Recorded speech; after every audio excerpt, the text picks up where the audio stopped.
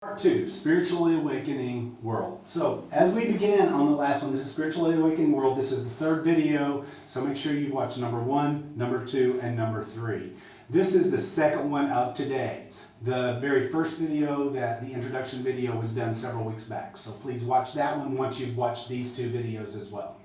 So as we sat around this table on New Year's Day, 2020, knowing, feeling that we were ready to step into our place, I shared my gift on the last video. I'm going to go now and I'm going to share with you the gifts and the archetypes that sit around the table with us as we go and build. Now, as a vision, I would ask you to go to Oman Sustainable Intentional Community. It's in the Middle East. They've got tons of money. They're multimillionaire, billionaires. Their governments are talking, how do we create sustainability? We are not talking about that in this country with our oil leaders, are we? They talk about, from my understanding and living in this world for 58 years, how do we make more money? How do we buy more things we want? How do we buy up corporations and control?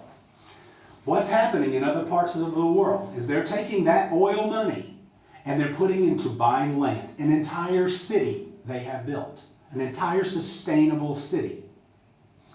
They talk about sustainability. They talk about loving everyone. Their governments talk about it. Why is our government not talking about that?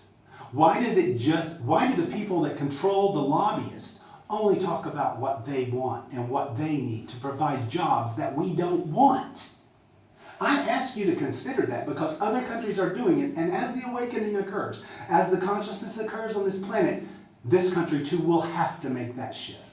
I watched, not that I'm pointing out anybody, I watched Elizabeth Warren talk about this kind of stuff in a talk last week.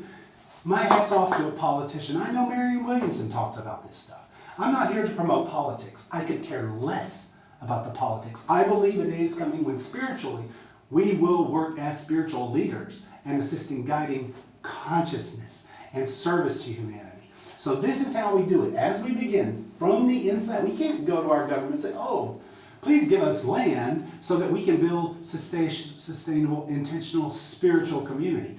Without the element of spirit within community, go back and do your homework, my brothers and sisters.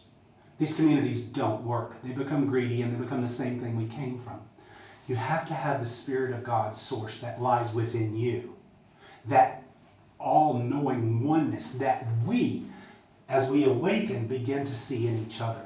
That we begin to honor in each other. So I ask you, please go do your homework in this area, and you will see that we are all speaking the same message. We may see the words a little different, but we're speaking the same message. So as I sat around that table,